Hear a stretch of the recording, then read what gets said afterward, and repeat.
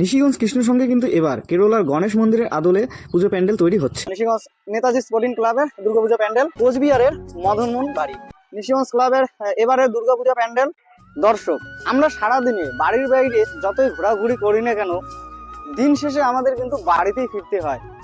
ঠিক তেমনি আমি আপনাদেরকে কোচবিহার, দিনহাটা, মাথাভাঙা ইত্যাদি শহরের যতই বড় বড় দুর্গাপূজা প্যান্ডেলের প্রস্তুতি পর্ব বা পূজা পর্ব দেখাই না কেন, আমার এই পুজো 4টি দিন কাটবে কিন্তু আমার এই পিছনে থাকা এই প্যান্ডেলগুলিতেই। মা দুর্গার আগমনে উল্লাসে আলিঙ্গনে মহামারী মুছে যাবে। হ্যাঁ দর্শক, আজকে কিন্তু এই ভিডিওর মাধ্যমে আমি আপনাদেরকে আমার হোম টাউন নিশিগঞ্জের দুর্গাপূজা প্যান্ডেলের প্রস্তুতির কিছু অংশ তুলে ধরবো। আর দর্শক, বর্তমানে আমার পিছনে নির্মীয়মান দুর্গাপূজা প্যান্ডেলটি কোন ক্লাবের, আর সেই সাথে আমাদের নিশিগঞ্জের বাকি ক্লাবগুলোরও দুর্গাপূজা প্রস্তুতির কি অবস্থা, এই সমস্ত কিছুই জানার জন্য কিন্তু ভিডিওটা শেষ অবধি দেখতে থাকুন।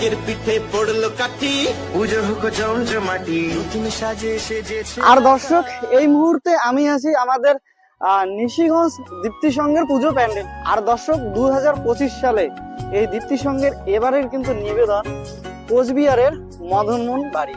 অর্থাৎ দর্শক, কোচবিহারের মদনমোহন মন্দিরের আদলে কিন্তু এবারে এই প্যান্ডেল তৈরি হচ্ছে। আর দর্শক, এই প্যান্ডেলে আসার জন্য আপনাদেরকে যদি কোচবিহার বা মাথাভাঙা থেকে আসেন, তাহলে নিশিগঞ্জ ব্রিজের পাড়ে নামবেন। যদি বাসে করে আসেন, নিশিগঞ্জ ব্রিজের পাড়ে নেমেই কিন্তু পুলিশ ফাঁড়ি, এই পুলিশ ফাঁড়ির সামনে কিন্তু এই দুর্গাপূজাটা। আর আপনারা যদি বাইকে বা পার্সোনাল গাড়িতে আসেন, তাহলে কিন্তু সোজা চলে আসবেন আমাদের নিশিগঞ্জ নিশিময়ী হাই স্কুলের সামনে। ঠিক ওখানেই দেখবেন পুলিশ ফাঁড়ি, সেই পুলিশ ফাঁড়ির সাথেই কিন্তু আমাদের এই ক্লাব। এই ক্লাবে তো অবশ্যই আসবেন। এবারে কিন্তু কোচবিহার মদনমোহন মন্দিরের আদলে কিন্তু এই পুজো প্যান্ডেল তৈরি হচ্ছে। দর্শক, এরপরে কিন্তু আমি চলে আসলাম আমাদের নিশিগঞ্জ নেতাজি স্পোর্টিং ক্লাবের দুর্গাপূজা প্যান্ডেলে। নিশিগঞ্জ নেতাজি স্পোর্টিং ক্লাবের দুর্গাপূজা প্যান্ডেল কিন্তু এবারে সম্পূর্ণটাই নস্টালজিয়া। তো দর্শক, এই প্যান্ডেলে আসার জন্য কিন্তু সর্বপ্রথম আপনাদেরকে নিশিগঞ্জ ক্লাব স্টেট ব্যাংকের সামনে নামতে হবে। স্টেট ব্যাংকের সামনে নেমে বাঁদিকে জাস্ট এইভাবে তাকাবেন, তাহলেই কিন্তু এই পুজো প্যান্ডেল পেয়ে যাবেন, নিশিগঞ্জ নেতাজি স্পোর্টিং ক্লাবের দুর্গাপূজা প্যান্ডেল।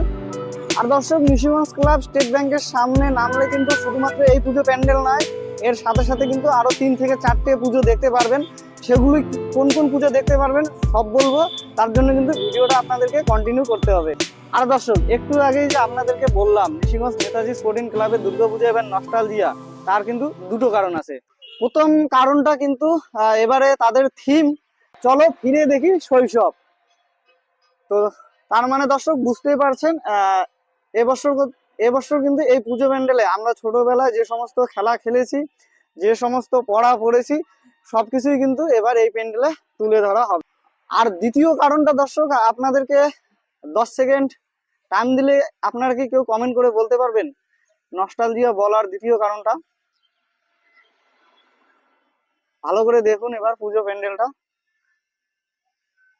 তো দর্শক, নস্টালজিয়া বলার দ্বিতীয় কারণটা হলো এবারে কিন্তু এই নেতাজি স্পোর্টিং ক্লাবের দুর্গাপূজা প্যান্ডেল কিন্তু ঠিক আগের জায়গায় ফিরছে। মানে আমরা ছোটবেলা থেকে যে জায়গায় এই পুজোটা হয়ে আসতে দেখতেছি, নতুন করে কিন্তু আবার সেই স্থানেই কিন্তু এই পুজো প্যান্ডেলটা হচ্ছে।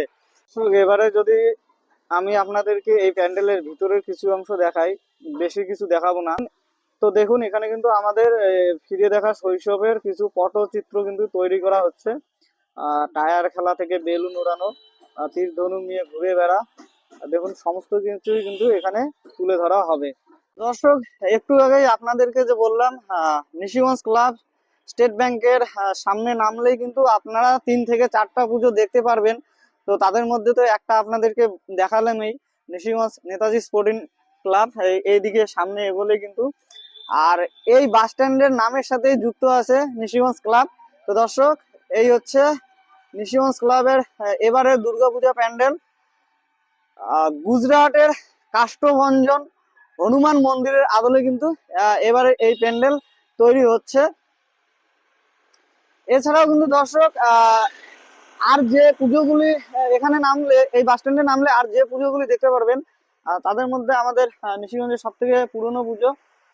তো এই যে এই রাস্তা দিয়ে চলে যাবেন আপনারা হচ্ছে মদনমোহন মন্দির। তো মদনমোহন বাড়ির দুর্গাপূজা।